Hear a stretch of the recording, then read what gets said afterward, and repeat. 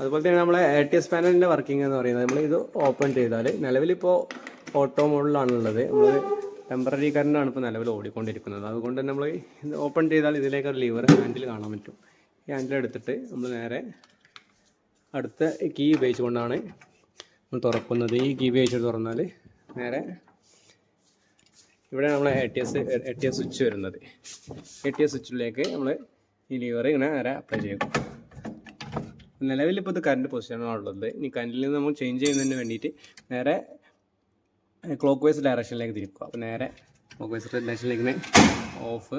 അതുപോലെ തന്നെ വീണ്ടും ഒന്നുകൂടി തിരിച്ചാൽ DG മോഡിലേക്ക് മാറി. അതുപോലെ തന്നെ നേരെ റിവേഴ്സ് തിരിച്ച ഓഫ്. അതുപോലെ തന്നെ വീണ്ടും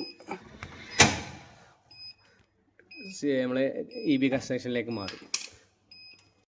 അതുപോലെ തന്നെ നമ്മൾ നിലവിലിപ്പോൾ മാനുവലായിട്ടാണ് ഉള്ളത്. അതുപോലെ ഈ ഓട്ടോ ആയ സമയത്ത് നേരെ ഓട്ടോയിലേക്ക് ചേഞ്ച് ചെയ്താൽ അത് നമുക്ക് ഓട്ടോമാറ്റിക്കായിട്ട് വർക്ക് ചെയ്യുന്നതാണ്.